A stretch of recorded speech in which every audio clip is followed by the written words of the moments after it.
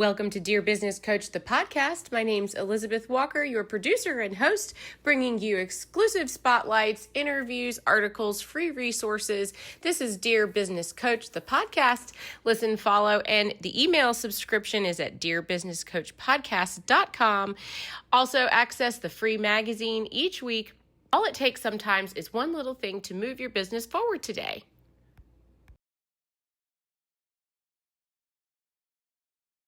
Is the only place that you can catch this live broadcast right now. So if you are listening, this is the only place you can be live with me right now. So thank you so much for being here. And I actually guess let's address it. Daylight savings time has ended. I'm sure that some of us have already had a couple of mishaps this morning. And yeah, okay, sure. So the cell phone will update on its own, of course. And yet, what about your stove or your microwave? And if you don't already have smart appliances, there are some other clocks in your life that might affect your daily routine. And another one that we forgot about in my house, the car. Don't forget the car. So if your car still has to be your vehicle still needs to be manually adjusted. Don't look at the clock unless you have matched it to your cell phone. All right, was that a helpful update? So here we are.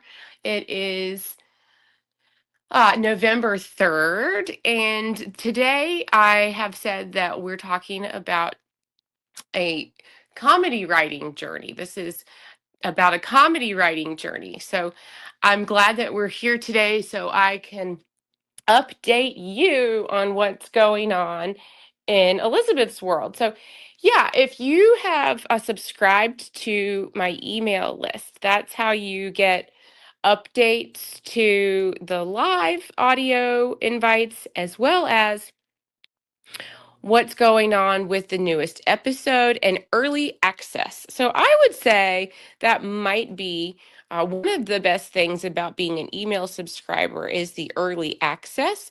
Now, there was some information in the past couple of emails about this. It says early access to email subscribers. So that's a new thing. It's still considered a new thing because I've only been doing it for a couple of months or so. All right. So what do you want to learn about today? So basically, you can go into also the VIP page. When you're an email subscriber, you have a password. So each week you get that password in your email box.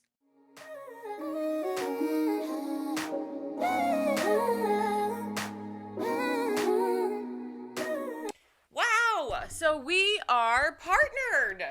The Dear Business Coach podcast is now officially partnered with NordVPN. And you know what? Look out for the logo, some press releases, cool information. What in the heck is a VPN and how does it work? I'm really excited. I travel and now I know how to get the VPN security I need. So, Nord is now officially our affiliate partner. Look out for ways to support the show by going to the affiliate link I provide to you in your email and other places you can see it on the website. Thanks so much, NordVPN. It hasn't changed in a while, so I'm not saying that I'll change the password every week. However, each week in that email you get, you can receive the password. Okay. So, producers notes with me live. This is a comedy writing journey. So, what do I have to share with you about that today? Well, actually, my comedy writing teacher has been on a cruise. He's a touring comedian. And so, right now, he's actually doing stand up comedy on a cruise. And I actually have had to write on my own for a couple of weeks, so that has been extremely interesting.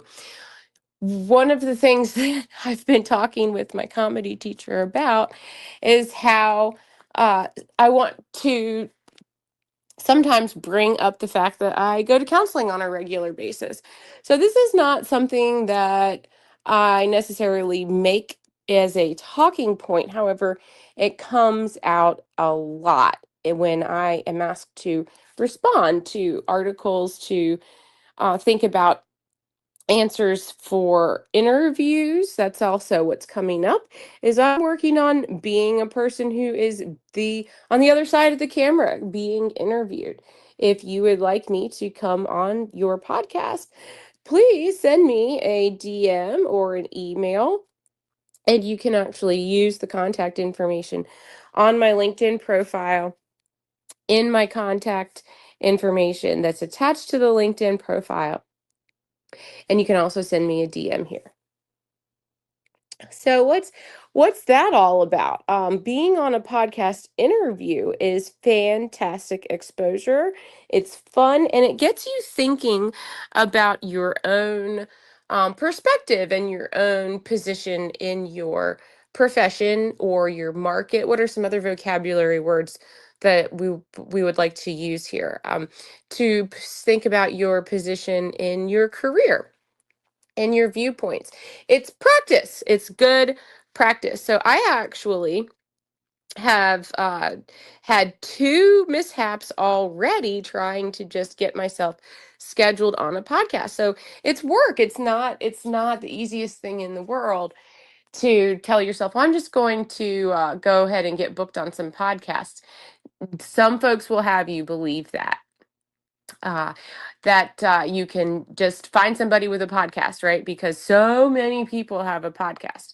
Well, as a professional podcaster, the very beginning of my journey has included um, a couple of schedule rechanges and including someone who told me, "Hey, look, thank you for coming to the meeting that you booked, but we're not doing the podcast anymore."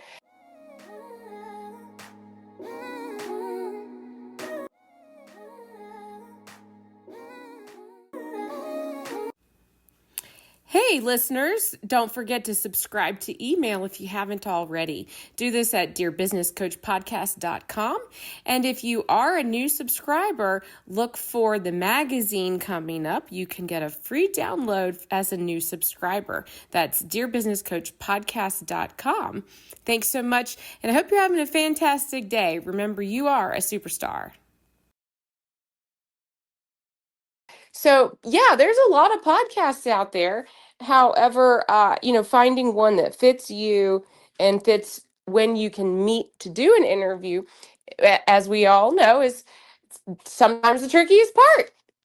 All right, let me pause for a second, take a sip of coffee. All right, so let's get back to a comedy writing journey. One of the first things that was really interesting for me when meeting with my comedy teacher was, what is the premise of comedy writing? I kind of actually got started into the comedy writing slash comedy coaching with my teacher. His name's Clayton Fletcher. He's an international touring stand-up comedian. And as I mentioned a minute ago, he's touring right now. So uh, I've had, let's see, four, have I had four comedy writing sessions so far? And I can't tell you how happy I am with some of the, get, as they say, the floodgates opening. Some of the moments that I've had where I'm able to write. That's actually maybe been part of the challenge, is figuring out your own writing flow. When can you write? How do you make writing accessible to yourself? How do you build moments into your daily routine that are conducive to getting the ideas down? Is it easier to talk to your phone in a notes app? Is it easier to type it out? Is it easier to talk like this? Maybe you do a better job when having to actually talk out loud to a person or to a live audience. And I have tried all of these things. All right. Now, why do I want to do comedy writing? Is that a question you have? Actually, I didn't set out to learn comedy writing, even though I've always been fascinated by it. So when my teacher suggested writing a stand up spot, I said yes because I want to be a good student and I want to find out how Clayton does his coaching. I'm curious about what is his coaching process. So part of me can't help but just let the coaching happen. So I want to go to the coaching meeting and I lay out my personal goals. Why am I taking comedy coaching? I gave him my personal ideas and we talked for a little while and kind of warmed up to what kinds of aspects of comedy writing would be useful for me, and he gave me some ideas. He knows I have the podcast. That's how I met Clayton Fletcher. I invited him to a podcast interview, and that's a whole other story because I didn't actually know if I was going to be contacting the real Clayton Fletcher or if I was actually going to have to go through a third party booking agency or an assistant. And he does have an assistant. However, when I DM'd him, he actually is the one who saw the message and accepted my invite. So that got me started. That actually is what got me started on a path that I didn't foresee. Um, so part of that is sharing your goals with people that you meet, and if you're lucky enough to meet with somebody who wants to ask you about your goals, that is a good starting sign of a good teacher. And that's what happened with Clayton. Even when I met him for the podcast, he was starting to ask me, what are your goals with this? What do you do in your business? So that was a little unexpected. And here we are, I guess not 2 years later, but it'll be 2 years in January or February since I interviewed Clayton on the podcast. And now I'm taking comedy coaching from him, comedy writing coaching, in the hopes of writing or performing a short stand-up set. So we're talking about 5 minutes, and that will be happening hopefully in New York City. Now, I don't have any announced dates yet, but that's also something you want to look out for in the email list. Okay. So what am I talking about? What's on my comedy writing journey? Well, I'm talking about being a mom. And this is not something that I expected. Again, unexpected, unexpected, unexpected. So let's see. What I first told Clayton was that I'm curious about how learning comedy skills, comedy writing skills would make me a better speaker when the time comes. And of course, there's my podcast. So I want to get to know the ins and outs of comedy writing structure to see how I can be a better storyteller when it's time for me to share a story. And also, I can help structure your stories when you come on the podcast. So, I think one of the areas that I've been not doing a great job at is coaxing stories out of my guests because I'm afraid and I'm shy. I'm not sure how to prompt that because I'm not a professional yet at that structure. So it's challenging. I can tell someone to share a story, but then to get more specific with leading the story and offering questions that help the story along. And what's the mood that we're trying to set? So that was also something that Clayton said to me, that he said, you have I'm paraphrasing, of course, here. He said, you have a business podcast and it's informative, it's educational. Now, what if, you learned how to build some comedy into your podcast? And he basically said, I don't really know of any business podcasts that are entertaining. So that would be a very unique way for you to build your audience. And I said, yeah, that sounds fantastic. Now, regardless of what we're doing with the comedy, what I'm doing with the comedy writing, the essentials of getting your ideas and your story down on paper somehow is basically where I am right now.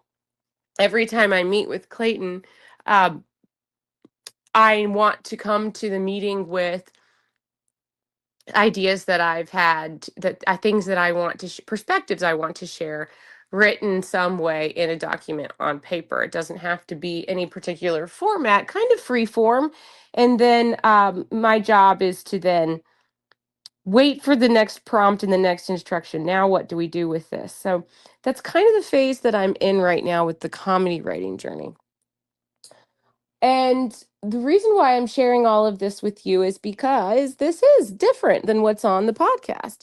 So I think this might be helpful and interesting to some folks. This is my way of sharing with you who is Elizabeth, who is this person, and I can't share everything all at once. That's why we do a little bit here and a little bit there, 30 minutes here, 30 minutes there. And you know what? I'm figuring that out too. So, why comedy writing? Well, because it has a particular impact in such that you get to share a story that has particular meaning or particular weight to you, and you get to share with your audience a shift in, as Clayton says, a shift in attitude. So I like that phrasing because it's very open. We can say it's a shift in attitude in any kind of direction, right? Maybe you thought something was fun and then you decide, I don't like that anymore. That's a joke. That's funny. If you go through a moment in life where you figure out, you know what, I guess I don't really, I learned something about myself. Whoa. Okay. So I don't know what just happened there, but it looks like I kicked myself off the live and then got back on the live. So I'm not sure if you could hear me while I did that, but I don't, this is really wild. I'm right here back at minute 15 and 40 seconds. Okay. So let's see. The comedy writing journey has gotten me to a place where now I really am in the depths of it. I learned a couple meetings ago that the writing stage that I'm in now doesn't have anything to do with being funny. And I guess I kind of anticipated that a little bit, but this is hard. I actually am being asked to share perspectives about life that are important to me. We're using the words, what are you passionate about? What matters to you? And I just have had to actually think about, what does that mean? And what am I passionate about? Well, I so here comes one of the first revelations. I'm not sure if I mean, sure, I can tell you what I'm passionate about. I can tell you that I'm passionate about my relationship building in my business. I'm passionate about the way that the podcast impacts the folks who are on the show. I'm passionate about what I learn from people and how building the relationship with folks in the podcasting community isn't really about the podcasting community. It's about people who would enjoy an opportunity to be on a podcast who maybe are not traditionally always on a podcast. So, there's ways to talk about this. There's ways to dig in to find out, what is it that you're passionate about. So many times I'm afraid to think about this because I feel some kind of judgment about myself. And I think that's normal. As I mentioned earlier, counseling is a big part of my life. I've been seeing a counselor on a regular basis for a little over a year now. And the reason why I share that is because it comes up a lot and I can't not share it in terms of answering questions about dealing with business decisions. In the media space, guess what? I'm in media. We're in media. I am presented with interview articles where I can answer kind of autobiographical questions. And part of that, it means that I'm sharing what it matters to me. And so coming up with answers, it matters to me as well as it matters to clarify what is it that I would like to share with you and folks that I think is important? So there's a little bit of imposter syndrome that goes into that. Who am I to tell you about what I think is interesting or important? Well, that's part of why I got into the media business, because I'm actually interested in other people's perspectives, and I'm actually interested in who in the media business is setting a good example for me to follow. I am, as a media professional, actively engaging in maybe soft investigating who is in this landscape that I would like to bring light to, that I would like to add exposure to. So, see what happens there? I can start getting passionate about things when you ask me, what kind of passion? However, that is not what Clayton meant, and I think I'm still trying to figure out what exactly he means by that. All right, let's take a sip of coffee here. Actually, in a moment, because I've lost my coffee. I'm actually talking to my phone right now. I'm using my phone as the microphone. Sometimes we talk about this when we're talking about behind the scenes production stuff, about what kinds of audio tools to use if you're someone who thinks you'd like to go live, or if you are someone who is in the audio and media space. You can become someone in the media space without probably without any more tools than you already have, such as your cell phone. And a lot of us, in the professional world and media, talk about the cell phone as a tool for video making and for audio tools. I just want to reiterate that, okay? You have the ability to go live, technically free, but that means I'm suggesting using tools like your cell phone that you already have. All right, I've still lost my coffee cup. See how that works? Maybe I'll have to get a new coffee cup. So let me do that. I'm going to take my microphone, my cell phone, over here into the kitchen and find a new coffee cup, a fresh coffee cup. Alrighty, and you know what? Guess what? When I'm done talking, I'll probably find the original coffee cup. Okie dokie. Oh, it's 8:51 a.m. Eastern Time. I'm broadcasting to you live from Floyd, Virginia, and actually taking my mic around the house with me to find my coffee cup and talk about comedy writing. What's on the comedy writing journey? Yeah, so when I started the comedy writing coaching, I did not intend on going to a stand-up set. That was not my intention. I told Clayton I want to understand some comedy basics so that I can begin to think about how to incorporate jokes and stories into my speaking and my podcast. So we have been here together this morning in this live broadcast for 22 minutes, and I have not yet cracked a joke to you. Were you expecting some goofy joke telling? Well, guess what? That's what I'm here to share with you, is that that's not the comedy writing that I have found myself in. My comedy teacher is not interested in me trying to be funny. That's actually what he said to me. Is no, it's not right now. We're not trying to be funny. Of course, I'm paraphrasing, and he's a really good teacher, and he's actually super gentle.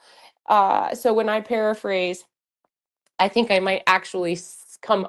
I might be characterizing him a little harsher than he actually is, just because that's my voice, the way I sound, I think. So anyway, yeah, so my comedy teacher says, "No, I'm not we're not trying to be funny right now. What you're doing is writing down concepts or positions, perspectives, things that really get you going." So that's what I think he's starting to mean, is what are some things that you want to talk about that really get you motivated, get your blood boiling. Is that a one way to say it? Not really. I think blood boiling relates to blood pressure and being mad or irritated or upset. So that actually brings me to my next my next point of interest, it's not funny. My comedy writing is not funny, and I am told and learning that this is a good thing. Well, in other words, I'm not writing in order to be funny. So, being a mom is the thing that has really come out over and over again in terms of, all right, well, if I want to put down a perspective about life or something that really gets me motivated, something that I think is important to talk about, to share an opinion, do I have any strong opinions? Oh, Oh, okay, that's a different question. So when my comedy writing teacher sort of started to say it in that way, or when I started to interpret what he was asking me for, and in a couple of different ways, then are starting to happen for me in terms of getting writing out on the page. And by the way, I've tried everything, and I do use everything. I do talk to my notes app. I do type in the notes app. I do use the voice to text feature on my phone to get ideas down into the Notes app. And I also carry a notebook. So the notebook is seeming to take over. The notebook is seeming to be the tool I like the most. I think trying to see the words on page as I'm thinking them is very helpful. So let's see. We have a couple minutes left. What is something that's in my comedy writing journey or journal that I can share with you today? What is it? What are some things about being a mom?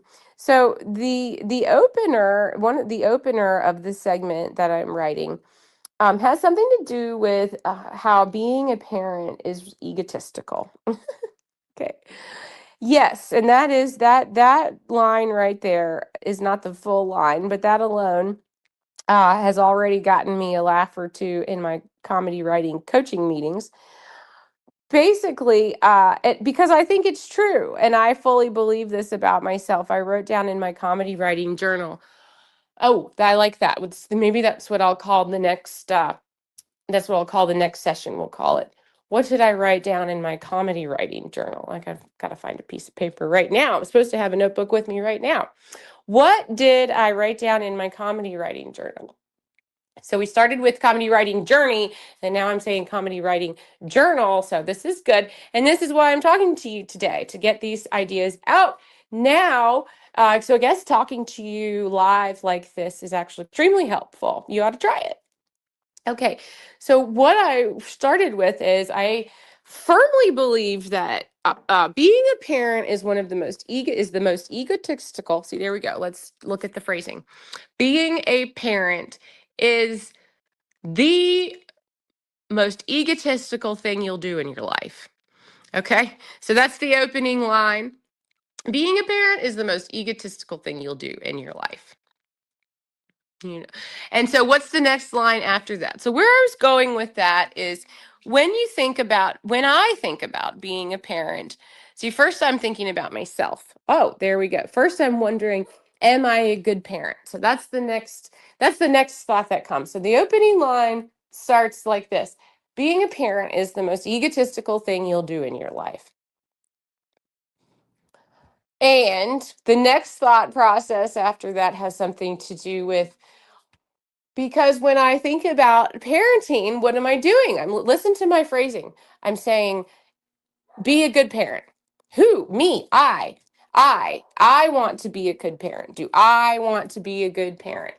And so as I'm writing this down, I'm realizing, yeah, that's a huge issue. That's a huge part of being a parent is I'm constantly asking myself every day, every minute, am I a good parent?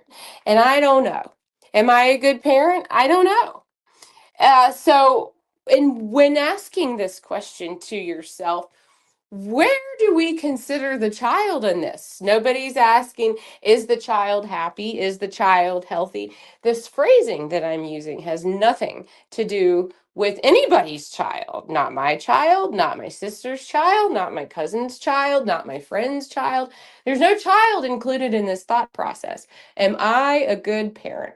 Well, that means I need to evaluate what is it that makes a good parent. What is it that makes me a good parent if I want to be a good parent? Is that the question? Is that the concern? Do I want to be a good parent? Obviously, if I'm concerned about if I am a good parent, then yeah, I would say that's probably the starting point, is to say yes, I'm concerned. I want to be a good parent. So, what makes me a good parent?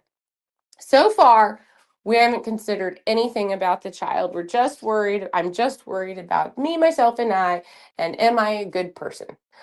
Okay, so this is not funny, this is concerning, and I need to explore this personally. Yeah, so this is getting my blood boiling. I do want to be a good parent. I do want to be a good mom. And that's another question. What is a good parent? Can you be a good parent if you're not a good mom? Can you be a good mom but not a great parent? Do we need to explore the gender roles and the mother and the father roles coming together in order to be considering parenthood? Okay, so it's 9 o'clock. I have to stop. This is fantastic. I actually appreciate you being here so much. So, if you are curious about the weird and wacky internal world of Elizabeth Walker behind the scenes, behind the Dear Business Coach podcast, that's what these live audios are for. So, um, only available today on LinkedIn. So, if you actually get to hear this, go ahead, drop a comment so that you can share your interests with people in your network. All right, talk to you next time. You're a superstar. Subscribe to email and have a fantastic day. You've been listening to the Dear Business Coach podcast. My name's Elizabeth Walker, producer and host. Don't forget to subscribe to email. Thank you so much for being here, and find one thing today to move your business forward. Contact me at dearbusinesscoachpodcast@gmail.com. And as always, you are a superstar.